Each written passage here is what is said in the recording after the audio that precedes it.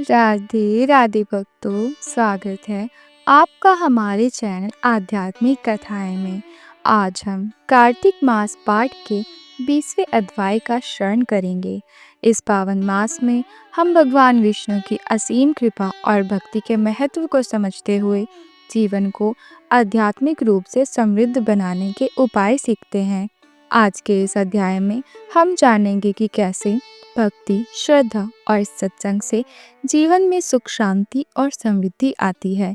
तो चलिए ध्यान पूर्वक सुनते हैं और हृदय में भगवान के प्रति प्रेम और श्रद्धा जागृत करते हैं। अब राजा पृथु ने पूछा, हे देवर्षि नारद, इसके बाद युद्ध में क्या हुआ तथा वह दैत्य जालंधर किस प्रकार मारा गया? कृपया मुझे वह कथा सुनाइए। नारद जी बोले, जब गिरिजा वहां से अदृश्य हो गई और गंधर्वी माया भी विलीन हो गई, तब भगवान ऋषभध्वज ने चैतन्य हो गए।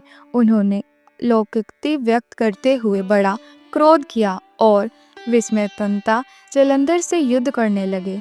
जालंधर शंकर के बाणों को काटने लगा, परंतु जब काट ना सका तब उसने उन्हें मोहित करने के लिए माया की पार्वती का निर्माण कर अपने रथ पर बांध लिया। तब अपनी प्रिया पार्वती को इस प्रकार कष्ट में पड़ा देखकर लौकिक लीला दिखाते हुए शंकर जी व्याकुल हो गए। शंकर जी ने भयंकर रौद्र रूप धारण कर लिया। अब उनके रौद्र रूप को देखकर कोई भी दैत्य उनके सामने खड़ा होने में समर्थ न हो सका और सब भागने चिरने लगे। यहाँ तक कि शुंभ निशुंभ भी समर्थ न हो सके। शिव जी ने उस शुंभ निशुंभ को शाप देकर बड़ा धत्कारा और कहा, तुम दोनों ने मेरा बड़ा अपराध किया है। तुम युद्ध से भागते हो, भागते को मारना पाप है। इससे मैं तुम्हें अब नहीं मारूंगा, परंतु गौरी तुमको अवश्य मारेगी। शिव जी के ऐसा कहने पर सागर पुत्र जालंधर क्रोध अग्नि के समान प्रज्वलित हो उठा। उसने शिव जी पर घोर बाण बरसाकर धरती पर अंधकार कर दिया। तब उस दैत्य की ऐसी चेष्टा देखकर शंकर जी बड़े क्रोधित हुए। तब उन्होंने अपने चरणागुष्ठ से बनाए हुए सुदर्शन चक्र को चलाकर उसका सिर काट दिया।